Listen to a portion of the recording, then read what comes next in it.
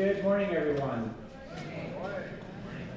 I'm Ern Bodvarsson, and I'm Interim Dean of the School of Public Affairs at SCSU, and on behalf of my school and the College of Liberal Arts, led by Interim Dean Mark Springer, it is my pleasure to welcome you to the third annual Global Goes Local Conference, which has been coordinated by SCSU's Faculty Research Group on Immigrant Workers in Minnesota.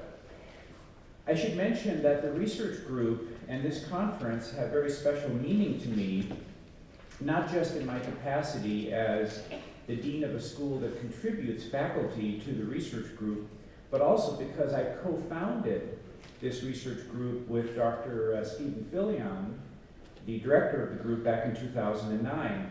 I'm a labor economist, as some of you may know, and nearly all of my research for the last 10 years has been on immigration issues.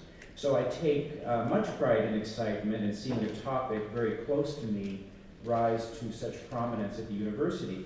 Now, this year's conference continues the outstanding work of the research group in encouraging and facilitating interdisciplinary research on immigrant workers' experiences in Minnesota's labor market. While international immigration to Minnesota has always occurred, the composition of this immigration has changed dramatically in recent decades. Inflows of Northern Europeans, who in large part settled this area, have been replaced by inflows of Latinos, Somalis, Hmong, and other immigrant groups from very distant parts of the world. This new immigration has truly enriched our state, especially central Minnesota, by creating new cultural benefits, such as, for example, a greater variety of ethnic goods and services to residents.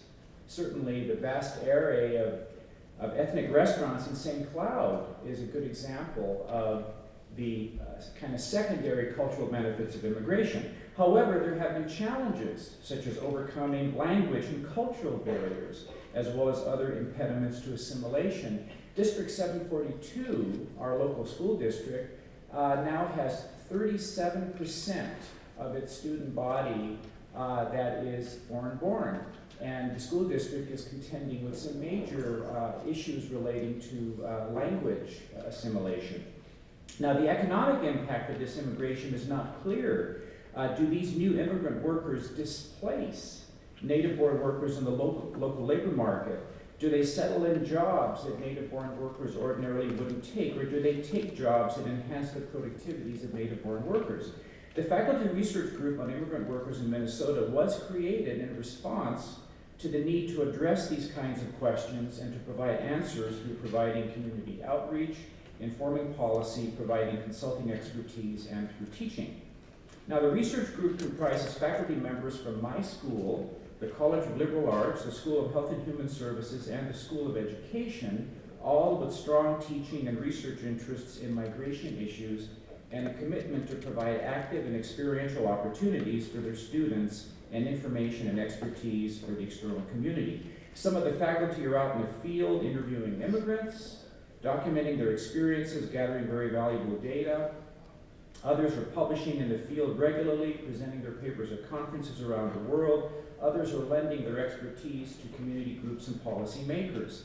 The group is developing partnerships with other universities, including the University of Minnesota, and we have a number of distinguished guests from the University of Minnesota up here for the conference. It's getting grants and awards regularly, and needless to say, the great work of these faculty members, particularly the tireless efforts of Steve, my good friend, is putting the research group at the forefront of the university's accomplishments. President Potter has recently highlighted the work as a great example of the type of interdisciplinary and collaborative work that aligns extremely well with the learning commitments of the reorganized SCSU. There are 4 learning commitments to the reorganized university. They include active and applied learning, community engagement, sustainability, and perhaps most important with respect to the work of this group, global and cultural understanding. So once again, I'd like to welcome you to the conference. I think we have a fun 4 days ahead of us. Enjoy yourselves, and thank you for engaging with us on immigrant issues facing our state.